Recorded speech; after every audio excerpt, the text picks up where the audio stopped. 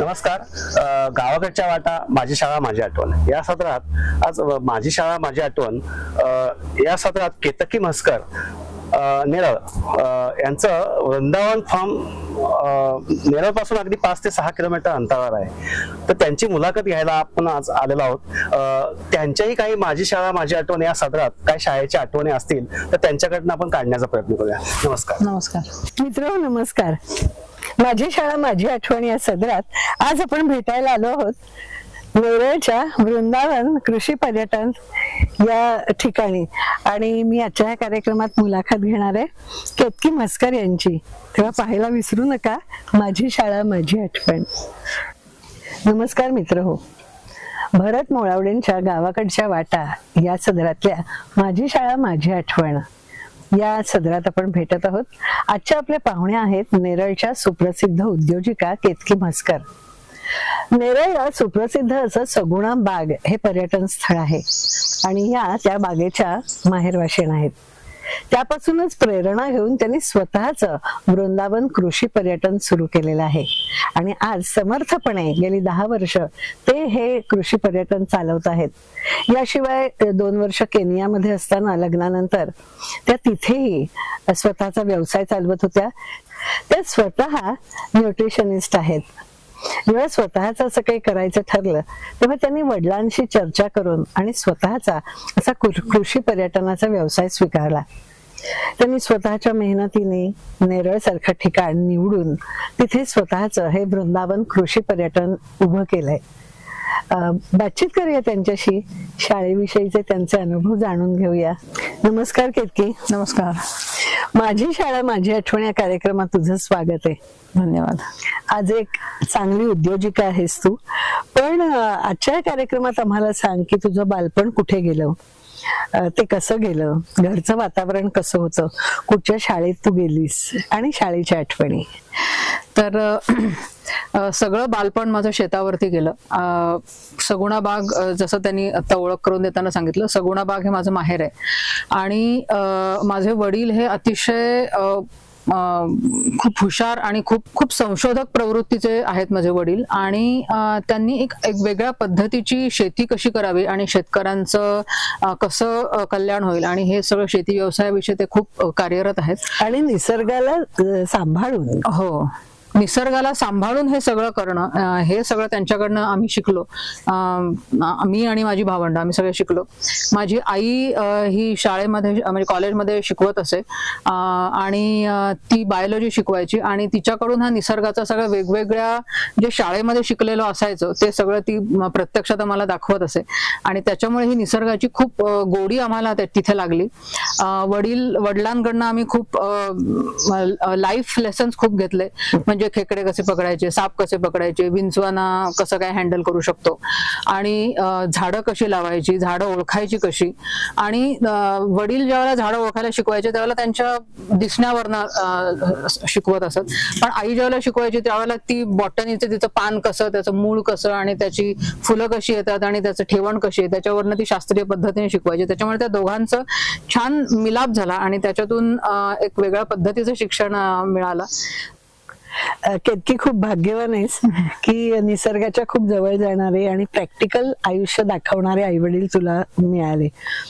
पण मग शाळा कुठे तुझी झाली किंवा मग प्राथमिक शाळा कशी जायला लागलीस, कुठे आहे तुमची शाळा? आणि सगुणा बागेपासून जी आमची शाळा होती ती खूप लांब, म्हणजे जवळजवळ एक 10 ते 12 किलोमीटर अशी एवढ्या खूप लांब होती. आणि आत्ता जसं खूप मोटरसायकल्स आणि बसेस, रिक्षा हे सगळं जे आत्ता खूप जास्त प्रमाणात झालंय तसं त्यावेळेला अजिबात नव्हतं. शाळेमध्ये जाणं म्हणजे एक टास्क होतं. म्हणजे आणि अगदी म्हणजे नदीतनं चालत जायला लागायचं. बससाठी खूप अगदी पहाटे 5:15 उठून बस पकडायला जायला लागायचं अंधारात आणि खूप टफ होतं. शाळेमध्ये जाणं सुद्धा टफ होतं. पण तेव्हाही असं वाटायचं टफ आहे म्हणून? खूप सहज जात होतात तेव्हा हे सगळं करून? तेव्हा ते आईला वाटलं असेल टफ आहे म्हणजे आम्हाला पण टफ होतच ते सकाळी लवकर उठायचं आणि खूप लांब चालत जायचं, आणि पाऊस ज्या वेळेला असायचा त्यावेळेला तर खूपच टफ असायचं, कारण चिखल खूप, आणि आता जसा रस्ता व्यवस्थित झालाय तसं रस्तेवर पण नव्हते आणि खूप लांब बस पकडायला जायला लागायचं. त्याच्यामुळे तसं शिक्षणाला टफ शिक्षणच होतं ते. आणि पण ते शिक्षण मजेशीर होतं खूप, कारण एकतर आम्हाला येताना जेव्हा आम्ही यायचो शाळेतनं त्यावेळेला नदीतनं चालत यायचो, आणि उन्हाळा जरी असला तरी सुद्धा मग नदीत थोडंसं बसायचं, मग थोडा वेळ बोरं खायची आजूबाजूच्या झाडांची, नंतर जांभळं पिकलेली असायची, कैऱ्या असायच्या पिकलेल्या, त्या सगळ्या पाडून खायच्या, आणि असे सगळे गंमत करत आम्ही भरपूर बसून भिजून वगैरे यायचं. कारण खूप गरम असायचं कधी कधी, म्हणजे एप्रिल मधली वगैरे जी शाळा असेल त्याच्यामध्ये तर खूपच गरमी खूप होती. आणि त्याच वेळेला तो उतार नदीचा चालू व्हायचा. उतार म्हणजे अशी जागा की जिथून पायी जाता येतं, नदी क्रॉस करता येते, तर त्या उतार त्यावेळेला उन्हाळ्यातच चालू व्हायचा, आणि त्याच्यामुळे मग खूप मजा यायची. मग आम्ही थोडंच आईच्या रुमालामध्ये वगैरे मासे पकडायचे, अशा सगळ्या गोष्टी खूप करत आम्ही ते, म्हणजे शाळेत जे आम्ही शिकायचो ते सगळं आम्ही प्रत्यक्षात करून बघायचो. कोणती शाळा? 4थी पर्यंत आमची जिल्हा परिषदेची शाळा होती, झेडपीची शाळा, कन्या शाळा होती, आणि छान शिक्षक खूप छान होते आमचे त्यावेळेचे सुद्धा. आणि आमचे बऱ्याचदा कधी शिक्षक ज्यावेळेला ऍबसेंट असायचे किंवा येऊ शकायचे नाहीत, मग त्यावेळेला बऱ्याच वेळेला आमचे 1ली 2री 3री सगळे वर्ग एका ह्याच्यात बसवायचे, आणि फळ्याचे वेगवेगळे भाग करून आम्ही त्याच्यातनं शिकलो. पण हे ऍडजस्टमेंट किंवा हे जे विशिष्ट प्रकारचं जे शिक्षण आम्ही जे घेतलं ते सुद्धा खूप इंटरेस्टिंग होतं मला असं वाटतं, कारण अशा पद्धतीने शिकणं हे त्यावेळेला नाही समजलं की किती ते युनिक होतं, पण आता ते समजतंय की ह्याच्यातून आम्ही कसे घडलो. त्या शिक्षकांची आठवण अशी छान आहे तुझ्या मनामध्ये, चांगली किंवा वाईट दोन्ही? कारण शिक्षक आपल्यासाठी कधी कधी कठोर असतात. तो कठोरपणा पण चांगला असतो, हल्ली तो लॅकिंग आहे, पण तो कठोरपणा ऍक्च्युली शिक्षकांनी असायला पाहिजे असं मला वाटतं. कारण शिक्षक हा त्याच्यासाठीच असायला पाहिजे की ज्यावेळेला आपण एखादी गोष्ट शिकवतो त्यावेळेला ती थोडीशी सॉफ्ट आणि थोडंसं कठोर असल्याशिवाय ती मला असं वाटतं शिकता येत नाही. आणि शिक्षकांच्या आठवणी तशा खूप आहेत माझ्याकडे. आमच्या एक बाई होत्या, त्यांचा आवाज खूप छान असायचा आणि आम्ही शाळेमध्ये गेल्यावर ते याकुंदेंदू तुषारहार ते गाणं म्हणायचो, ती श्लोक म्हणायचो. आणि अजूनही त्या शाळेच्या समोरून जाताना मला ते असं आठवतं की अरे आपण ते तसं म्हणायचो इकडून जाताना. सरस्वतीचा श्लोक आहे तो. आणि शाळा सुटल्यानंतर सुद्धा आम्ही खूप लांब राहायचो, तर त्याच्यामुळे कोणीतरी आणायला आल्याशिवाय आम्ही घरी जाऊ शकायचो नाही. मग त्यावेळेला माझ्या बाई आम्हाला घरी घेऊन जायच्या आणि मग तिथे त्यांच्याकडे पोळी भाजी काहीतरी केलेली असायची, मग ती आम्ही तिथेच खायचो. शिक्षक खूप प्रेमळ. आणि त्यावेळेला खूप माणसं पण म्हणजे खूप कमी लोकसंख्या पण होती, त्याच्यामुळे सगळ्यांचं सगळं माहिती असायचं. आणि त्याच्यामुळे खूप शाळेचं शिक्षण म्हणजे खरं तर खूप युनिक होतं आमचं. पण मग प्राथमिक शिक्षण झाल्यावर पुढची शाळा कुठली? पुढची शाळा आम्ही कर्जतला शिकायला गेलो. त्याच्यामध्ये म्हणजे माझी आई तिथे कॉलेजमध्ये लेक्चरर होती, ज्युनियर कॉलेजमध्ये, आणि ती बायोलॉजी शिकवायची. सो त्याच्यामुळे मग आम्हाला तिच्याबरोबर जाणं येणं खूप सोपं होऊन जायचं. सोपं म्हणजे सोपं नव्हतं, पण इट वॉज कन्व्हिनियंट. आणि ते कन्व्हिनियन्समुळे आम्ही तिथे ते शाळेत जायला सुरुवात केली. आणि तिथे सुद्धा खूप छान होती. ती शाळा खूप मोठी होती. तिथे गेल्यानंतर ऍक्च्युली आम्हाला कसं म्हणजे जिल्हा परिषदेच्या शाळेमध्ये आम्हाला खूप पाटी पेन्सिलीची सवय होती. खूप जास्त वह्या पुस्तकं खूप शेवटच्या वेळेला वर्षामध्ये आल्यानंतर 4थीमुळे. 5वीमध्ये एकदम नवीन शाळेत गेल्यानंतर मग वह्या पुस्तकं सगळं मग वजन दप्तराचं वाढायला लागलं. पण त्यावेळेला ती सुद्धा शिक्षक खूप छान होते. आम्हाला नेहमी स्पेलिंग पाठ करणं हे अगदी पहिलं मला रोज इंग्लिश याच्यामध्ये म्हणजे वर्गामध्ये म्हणजे स्पेलिंग पाठ करायचे. 5 स्पेलिंग रोजची पाठ केलेली असायला पाहिजे, आणि नाही केले तर ते आम्हाला शिक्षा करायचे. शुद्ध लेखनाच्या ओळी नेहमी 5 ओळी लिहून आणायच्या.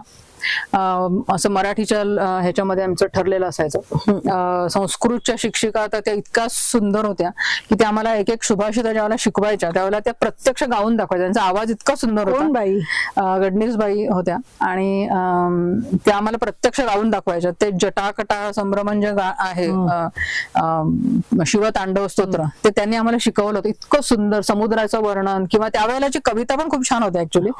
आणि ते बालभारती मधल्या किंवा संस्कृत मधल्या मधल्या कविता त्या खूप छान शिकवायच्या आम्हाला, आणि अजूनही मला ते आठवतं. ती कविता समोर आली की असं वाटतं की अजून तो वर्ग चालू आहे. शाळेत म्हणजे तुमचं प्राथमिक शिक्षण झाल्यानंतर मग कॉलेज आणि पुढे कसं काय?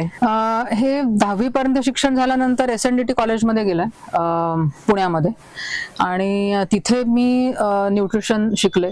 म्हणजे होम सायन्स BHSC हे केलं, त्याच्यामध्ये न्यूट्रिशन शिकले. आणि ते कॉलेज पण खूप छान होतं. म्हणजे तो एक्सपिरियन्स एकदम वेगळा होता, कारण एकदम खेड्यामधून एकदम पुण्यामध्ये गेल्यानंतर जरा थोडासा शॉक होता तो माझ्यासाठी, कारण एवढी माणसं एका वेळेला एका ठिकाणी आणि एवढं मोठं कॉलेज, आणि खूपच ओव्हरवेल्मिंग होतं ते माझ्यासाठी. पण आमच्याकडे सगुणा बागेमध्ये आम्हाला खूप एक्सपोजर मिळालं, खूप लहानपणापासून. खूप मोठी माणसं आणि आमच्याकडे नेहमी येत असत. उदाहरणार्थ आमच्याकडे इस्रायलचे हे आले होते, मॅगी व्हाईट म्हणून त्यांच्या काउन्सिल जनरल होत्या, त्या आल्या होत्या. त्यांचे बरेच म्हणजे बाबांचे परदेशी मित्र यायचे, आणि खूप मोठी मोठी माणसं आमच्याकडे येऊन गेली त्यावेळेला. आणि त्याच्यामुळे एक्सपोजर खूप होतं की मोठ्या माणसांशी सुद्धा कसं बोलायचं. आणि ही आमच्या वडिलांची आणि आईची खूप आधीपासूनची शिकवण होती की ज्या शिताफीने आपण एखाद्या आदिवासी माणसाशी बोलू शकतो, त्याच शिताफीने आपल्याला एखाद्या खूप मोठ्या माणसाशी पण बोलता आलं पाहिजे.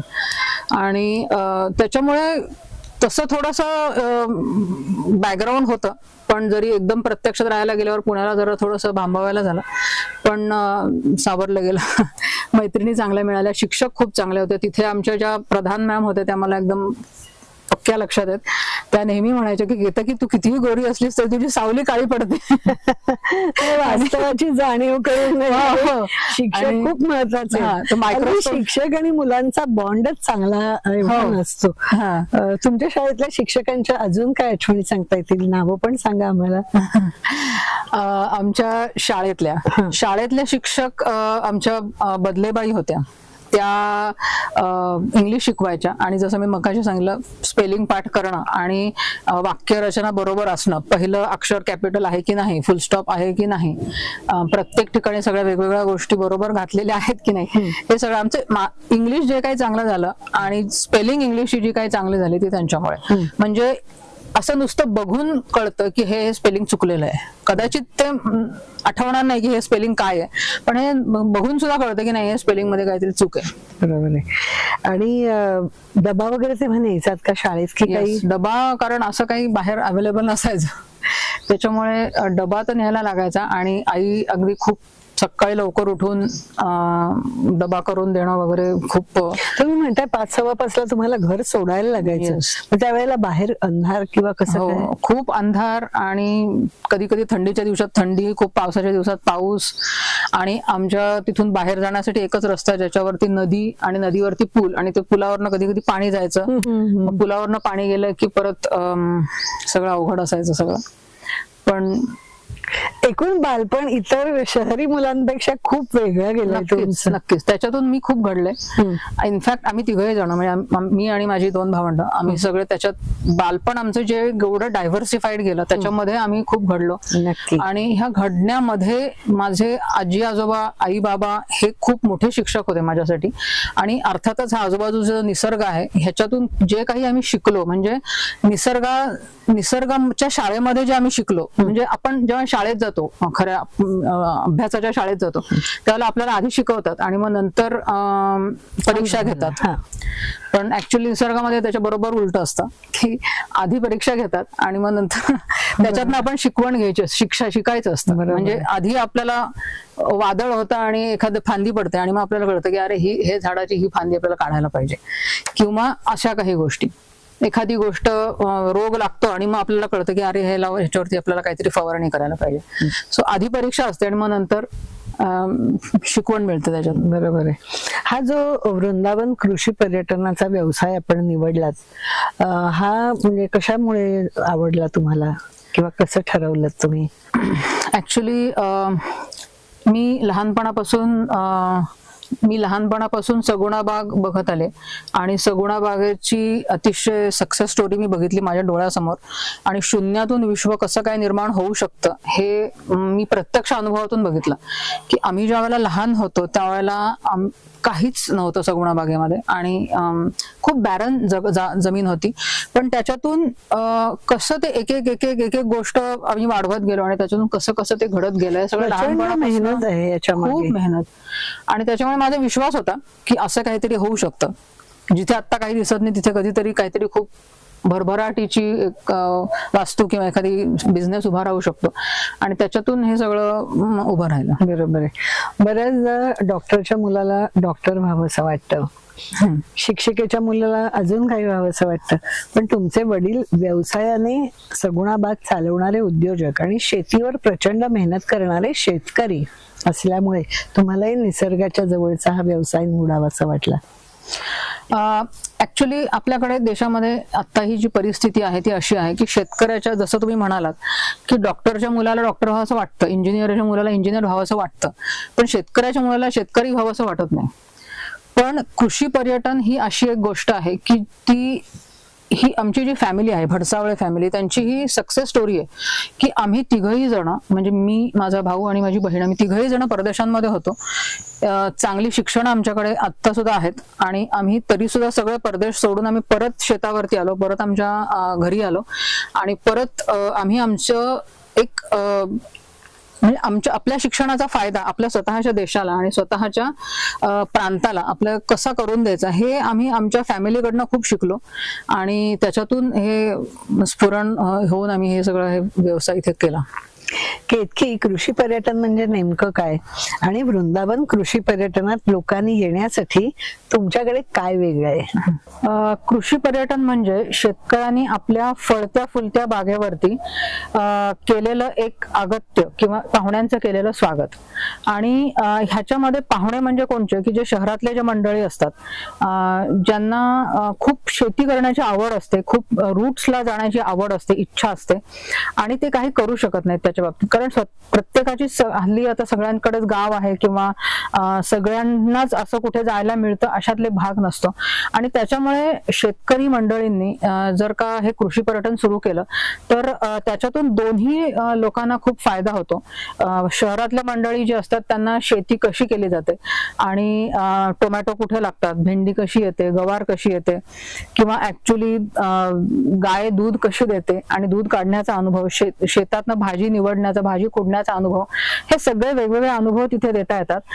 शेतकरी ज्या वेळेला प्राऊडली आपल्या शेताविषयी माहिती सांगत असतो, ज्या वेळेला एखादा पक्ष्याचा आवाज येतो आणि तो सांगत असतो किंवा एखादा नवीन फूल असतं किंवा एखाद्या हर्ब विषयी सांगतो, त्यावेळेला त्या शेतकऱ्याला ती ज्यावेळेला शहरातले मंडळी ज्यावेळेला खूप उत्सुकतेने ऐकत असतात आणि त्यावेळेला त्याला शेतकऱ्याला प्रतिष्ठा मिळते. आणि ही प्रतिष्ठा मिळणं शेतकऱ्याला ही खूप महत्वाची गोष्ट आहे, कारण शेतकरी हा आता सध्याचा म्हणजे अन्नदाता आहे आणि ह्या अन्नदात्यालाच हल्ली प्रतिष्ठा मिळत नाहीये, तो कुठेतरी मागे बॅकस्टेजला गेल्यासारखा झालेला आहे. आणि खरं तर ह्याला सगळ्यात महत्वाचं स्थान असायला पाहिजे, कारण प्रत्येक माणसाला दिवसातनं 3 वेळेला तरी खायला लागतं, जेवण अन्न लागतं आणि हे अन्न आपल्याला फक्त शेतकरी देऊ शकतो. आणि आपल्याकडे प्रायमरी फूड प्रोड्युसर्स म्हणजे फक्त झाडं आहेत, वनस्पती आहेत आणि ते वनस्पतींना जर का वाढवलं नाही, जर का त्यांचं रक्षण केलं नाही, जर का जपणूक केली नाही आणि जर का शेती केली नाही कोणीतरी, तर आपल्याला कोणालाच अन्न मिळू शकत नाही. तर अन्नदात्याला विशेष महत्व मिळणं हे महत्वाची गरज आहे आणि हे कृषी पर्यटनातून मिळू शकतं. तर त्याच्यामुळे कृषी पर्यटन करणं ही महत्वाची आता सध्या समाजाची गरज आहे असं मला तरी वाटतं. आणि शाळांमधले सुद्धा शिक्षक किंवा शाळांच्या सुद्धा ट्रिप्स ज्या असतात त्या अशा ठिकाणी शेतकऱ्यांच्या कडे जर का गेल्या तर मुलांना हे जसं आम्ही अनुभवलं लहानपणी की शाळेमध्ये जे शिकलो ते आम्हाला आईने किंवा वडिलांनी सगळं दाखवून दिलं, तसं एक वेगळ्या पद्धतीचं शिक्षण हल्ली शाळेमध्ये मिळू शकेल. शाळांनी सुद्धा ह्या ज्या ट्रिप्स आहेत त्या शेतकऱ्यांकडे न्याव्या असं मला खूप मनापासून वाटतं. केतकी, माझा प्रश्न असा आहे की तुझ्या कृषी पर्यटनात काय काय आहे? पाहुण्यांनी येण्यासाठी तुम्ही काय काय सोयी करता?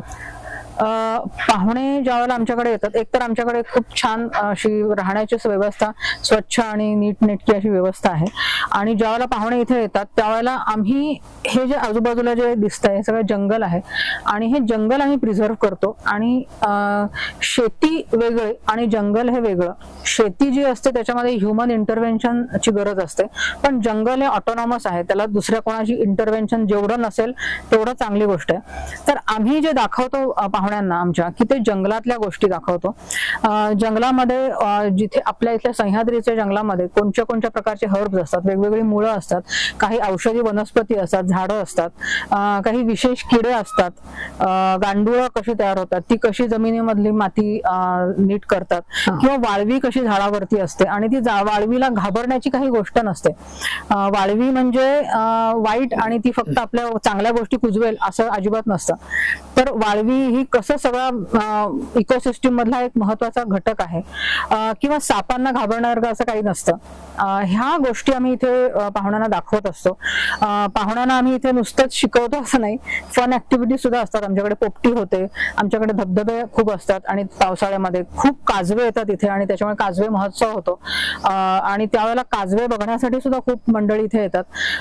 आणि काजव्यांना प्रोटेक्ट सुद्धा आम्ही खूप तेवढ्याच मेहनतीने आम्ही काजवे प्रोटेक्ट करतो. म्हणजे जर का इथे शेती असेल तर काजवे इथे राहण्याची शक्यता कमी असते, कारण शेती म्हणलं की तिथे इन्सेक्टिसाइड फवारणी असते आणि काजवे हा इन्सेक्ट आहे, त्याच्यामुळे त्याला इन्सेक्टिसाइड फवारणी चालत नाही.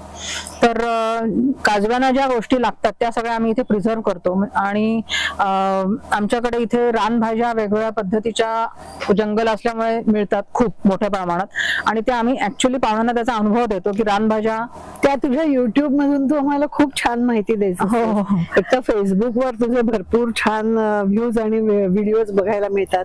इन्स्टा आणि युट्यूब या तिन्हीच्या माध्यमातून तू सतत निसर्गप्रिय अशा मंडळींशी संपर्क साधत असतेस. आणि ही सुरुवात सुद्धा आमच्या कृषी पर्यटनातूनच झाली, की कृषी पर्यटनामध्ये ज्यावेळेला पाहुणे यायचे आणि ज्यावेळेला आम्ही त्यांना हे सगळं दाखवायचो त्यावेळेला पाहुण्यांचीच अशी इच्छा होती की तुम्ही हे असं सगळ्या बाकीच्या जनतेला, बाकीच्या लोकांपर्यंत सुद्धा असं हे पोचवायला पाहिजे. आणि त्याच्यातूनच ही युट्यूब आणि फेसबुक आणि अशा सगळ्या ठिकाणी आम्ही ते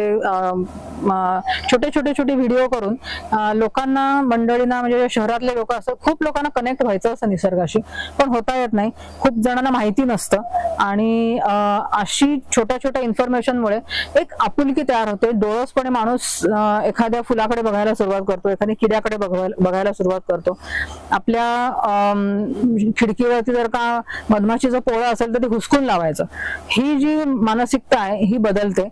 किंवा आता रिसेंटली काही व्हिडिओज मध्ये मी पक्ष्यांविषयी सांगितलेलं आहे की उगाचच्या उगाच पक्ष्यांना खायला घालू नये, कारण त्याच्यामुळे वेगळ्या चुकीची पॉप्युलेशन वाढतं. आणि कोणत्याच प्राण्याला किंवा कोणत्याच पक्ष्याला आपण असं ऐदी बनवणं ही काही चांगली गोष्ट नाही. तर ह्या सगळ्या छोट्या गोष्टी, म्हणजे निसर्ग हा श्रूड आहे, तो कोणाला फेवरिझम नाही, म्हणजे हा लाडकं आणि हे दोडकं असं काही नाहीये. आणि ते आपण शिकण्यासारखं आहे. ह्या सगळ्या गोष्टी छोट्या आम्ही त्या ह्या सगळ्या व्हिडिओज मधनं दाखवत असतो. केतकी, आमच्या छोट्या मित्रांसाठी, शाळेत जाणाऱ्या मुलांसाठी तू काय सांगशील?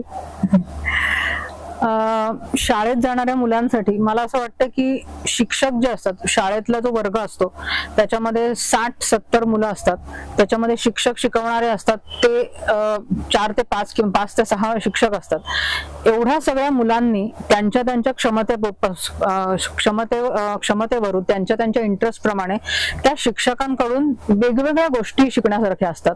आणि ह्या वेगवेगळ्या गोष्टी आपण प्रत्येक शिक्षकाकडनं शिकाव्या असं मला वाटतं. आणि फक्त शाळा ही एकच शिक्षण संस्था आहे असं काही नाहीये. हा निसर्ग हा सुद्धा शिक्षण संस्था आहे, आई वडील हे शिक्षण संस्था आहे, आपली भावंड आपल्याला काही गोष्टी शिकवतात. आणि बरेच अशा गोष्टी आपण प्रत्येक वेगवेगळ्या छोट्या अनुभवातून, छोट्या घडणाऱ्या रोजच्या व्यवहारातल्या घटनांवरून आपण वेगवेगळ्या गोष्टी शिकू शकतो. आणि शाळेमध्ये जाणं हे एक अशी काळ आहे की ज्या वेळेला अतिशय संस्कारक्षम वय असतं आणि ह्या वयामध्ये आपण शाळेमधनं शिस्त शिकायला पाहिजे.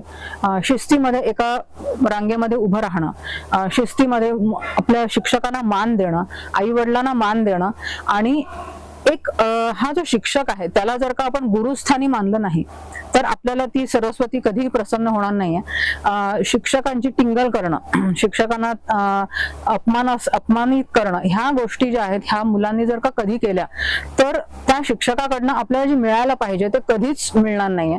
तर मला असं वाटतं की मुलांनी ज्यावेळेला आपण शाळेत जातो, ज्यावेळेला तुम्ही शाळेमध्ये जाता, त्यावेळेला मनाची पूर्ण सगळी कवाडं उघडायला पाहिजेत. डोळे आणि कान हे उघडे ठेवून आपण सगळं हे बघायला पाहिजे. वेगवेगळ्या शिक्षकांकडनं वेगवेगळ्या गोष्टी शिकता येतात. आणि ज्या वेळेला आपण शाळेमध्ये ज्यावेळेला शिकतो त्यावेळेला त्याचं प्रॅक्टिकल ऍप्लिकेशन कुठे करता येईल हे एक आपलं स्वतःचं होमवर्क आपण करायला पाहिजे.